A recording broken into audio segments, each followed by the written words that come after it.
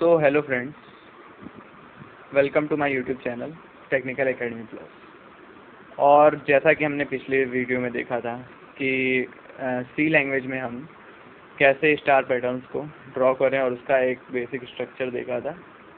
तो आज हम उसी पे बात करेंगे और एक नया क्वेश्चन देखेंगे जिसमें कि आपका स्टार पैटर्न्स आपको बनाना होगा।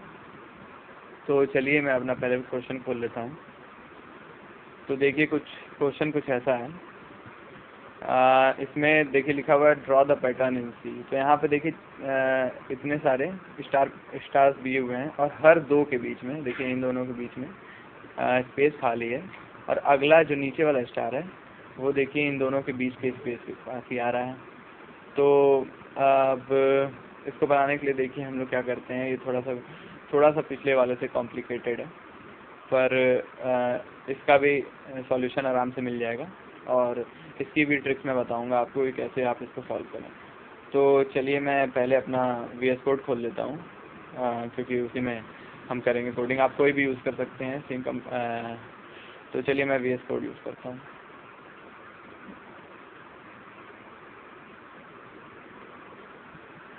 तो यहाँ मेरा VS कोड ओपन हो चुका है और मैं यहाँ एक नया फोल्डर बनाऊँगा।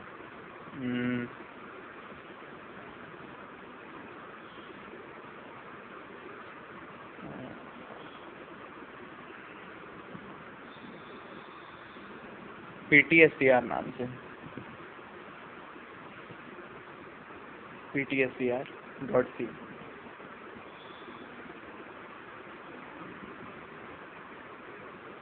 सॉरी, ये मैंने ओपन एडिटर्स में खोल दिया था। यहाँ पे सी लैंग्वेज में मुझे अपने फोल्डर में इसको बनाना है, तो मैं डालता हूँ PTSTR.c और फिर यहाँ पे मेरा आ चुका है। अब मैं यहाँ पे अपनी स्निपेट लगाऊंगा और आप भी स्निपेट बना सकते हैं।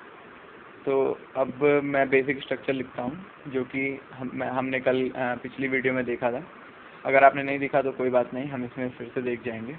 यहाँ पे पहले हम लिखेंगे, पहले हम अपने वेरिएबल्स को डिक्लेयर करेंगे। तो हम 3 वेरिएबल्स ले लेते हैं यहाँ पे, x, y और k। मैं हमेशा ऐसे ही करता हूँ, 3 वेरिएबल ले लेता हूँ, भले 2 की ज़रूरत हो। अगर लास्ट में वेरिएबल का यूज़ नहीं पड़ता है तो उसको आप हटा भी सकते हैं। तो मैंने यहाँ पे 3 वेरिएबल ले लिया है, x, y और k। तो अब आगे बढ़ते हैं।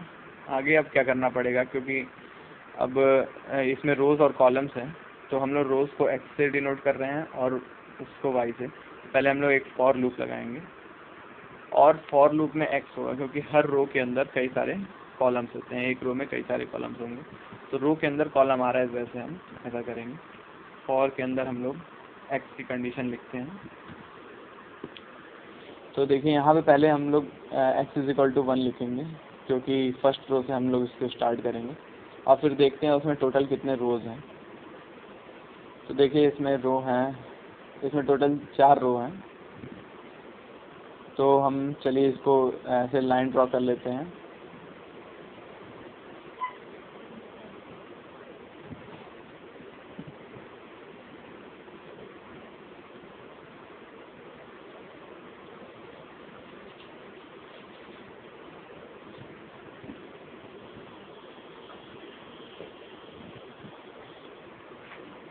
और फिर हॉरिजॉन्टली हम लोग ड्रॉ करेंगे उसको।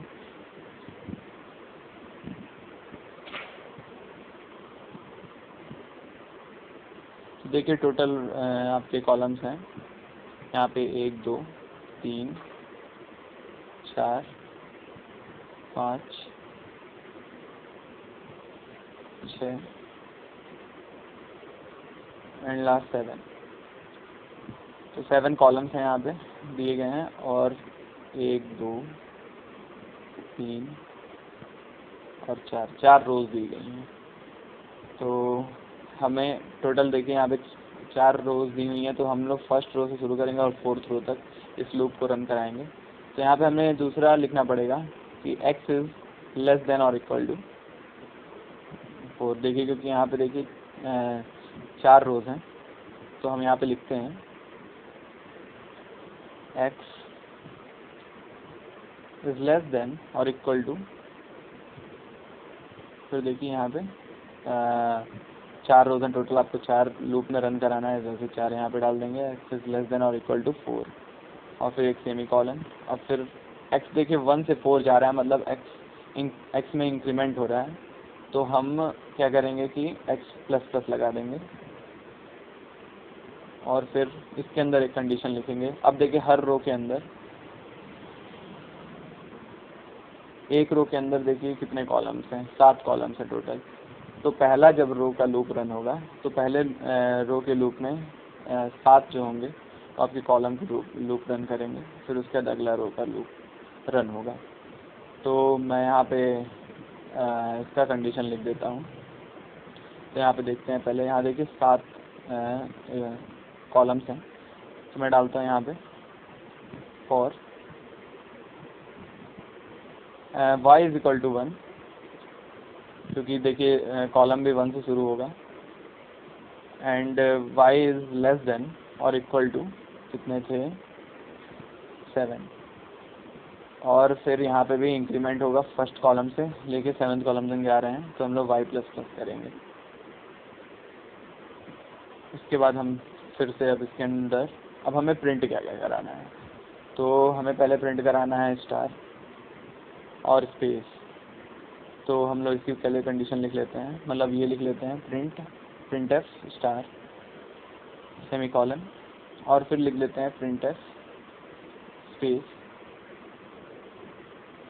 और फिर सेमी कॉलन। तो देखिए हमारे 2 कंडीशंस हैं, या तो स्टार प्रिंट होगा और या तो स्पेस। तो जब ऐसी कंडीशन है कि आप या तो स्टार करें या फिर स्पेस या जो भी, तो उसमें इफ और एल्स का यूज़ होता है। तो हम भी यहाँ पे इफ और एल्स को यूज़ करेंगे, जहाँ और आपको पता होगा इसमें ही कंडीशंस लगते हैं, तो इसमें कंडीशन के लिए हम जगह छोड़ देते हैं और यहाँ पे एल्स लगा देते हैं। फिर अब देखिए हमारा ये बेसिक स्ट्रक्चर जो है वो तैयार हो चुका है। अब हमें सारा मेहनत करनी है इफ पे। तो यहाँ पे इफ के लिए हम लोग देखेंगे क्या कर सकते हैं। तो यहाँ पे आप देख सकते हैं कि x इज इक्वल टू 1 के लिए जब x 1 है तो देखिए y कहाँ से कहाँ तक स्टार दे रहा है। तो इसमें y जो है आपका 1 से लेके 7 तक स्टार्स हैं। अभी हम बीच वाली बात नहीं करेंगे कि बीच में गायब है, उसकी बात हम लास्ट में करेंगे। तो यहाँ पे हम लोग लगा देंगे x इज ग्रेटर देन और इक्वल टू 1 एंड, मतलब इसे मैं ऐसे ही बता देता हूँ कि मतलब कहाँ से कहाँ तक है। देखिए y is greater equal to 1 से लेके y इज लेस देन और इक्वल टू 7 तक, ये फर्स्ट रो में कॉलम्स में आपका स्टार चला। और फिर अब ऐसे ही हम लोग सेकंड में देखेंगे, जिसमें कि आपका ये जो बीच के वाले स्पेसेस हैं मैं इनको बाद में बताता हूँ। तो अभी देखिए क्या होगा, सेकंड वाला कहाँ से कहाँ तक चल रहा है। सेकंड वाला सेकंड से लेके 2 से लेके और ये 6 तक चल रहा है, और ऐसे ही थर्ड और फोर्थ के लिए भी हम लोग निकाल लेंगे। तो थर्ड आपका 3 से लेके 5 तक चल रहा है और फोर्थ वाला आपका 4 के लिए चल रहा है केवल, ठीक है। 4 में ही मतलब स्टार है आपका। अब इन सब के लिए हम लोग एक कॉमन सी एक्सप्रेशन निकालेंगे जो कि हम लोग इसमें पुट कर सकें। तो चलिए इन सब के लिए एक कॉमन एक्सप्रेशन हम लोग निकालते हैं। तो देखिए यहाँ पे आप देख सकते हैं कि जब यहाँ पे x 1 है, या फिर हम लोग चलते हैं ऐसा, जब x 1 है तो देखिए इसमें क्या होगा कि आपका y जो है वो 1 है, मतलब 1 से स्टार्ट हो रहा है, और ऐसे ही 4 के लिए 4 तक है, 2 से 2 और 3 से 3 है। तो हम लोग यहाँ से देख सकते हैं कि हम लोग एक कॉमन इक्वेशन मिल रही है, y is greater than equal to आपकी x की, ठीक है। और फिर उसके बाद एंड लगाएंगे हम लोग। तो सी लैंग्वेज में एंड मतलब 2 बार एंड आपको यूज़ करना पड़ता है। और अब यहाँ पे हम लोग देखेंगे कि सेकंड वाले में ऐसा मतलब क्या हो रहा है। तो इसको देखने के लिए देखिए, हम 1 के लिए 7 है, 2 के लिए 6 है, 3 के लिए 5 है और 4 के लिए 4।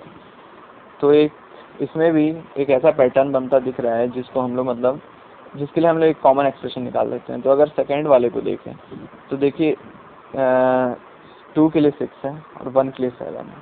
तो यहाँ से मुझे एक एक्सप्रेशन दिख रहा है कि अगर मैं y इज़ लेस देन और इक्वल टू 8 माइनस एक्स कर दूँ, y इज़ लेस देन और इक्वल टू 8 माइनस एक्स, तो देखिए मेरा ये जो है वो कॉमन एक्सप्रेशन सारे के लिए बन जा रहा है। जैसे अगर देखिए सारे के लिए कॉमन एक्सप्रेशन बन गया है, जिसमें देखिए अगर हम 8 में से 1 माइनस करें तो 7 आ रहा है, 8 में से 2 माइनस करें तो 6 आ रहा है, 3 माइनस करें तो 5 आ रहा है और 4 माइनस करें तो 4 आ रहा है। तो देखिए हमें एक ये कॉमन एक्सप्रेशन मिल चुका है। अब मैं इसको क्या करूँगा, यही चीज़ मैं जाके इसमें पुट करूँगा और देखता हूँ कि क्या आता है रिजल्ट।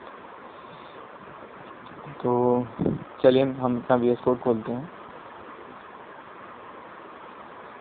तो VS कोड में हम देखें यहाँ पे इसमें ये जो कंडीशन हमने निकाली है वो डाल देते हैं, जिसमें y is greater than equal to x और y is less than equal to आपका हो जाएगा 8 माइनस एक्स। तो देखिए अभी इसको डालने के बाद हमें वो पैटर्न नहीं मिलेगा जो हमें चाहिए। देखिए क्योंकि अभी इसमें बीच में हमने स्किप नहीं कराया, हमने डायरेक्ट मतलब 1 से लेके और 7th रो तक सारे स्टार्स रहेंगे, फिर ऐसे नीचे भी रहेंगे।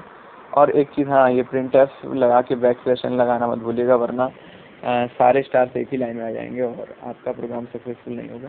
तो प्रिंट एफ करते हैं, ये करते हैं। अब मैं इसको कंट्रोल प्लस एफ सेव करके रन कराऊंगा और देखिए वैसा लुक तो आ रहा है पर सेम वो पैटर्न नहीं बना है।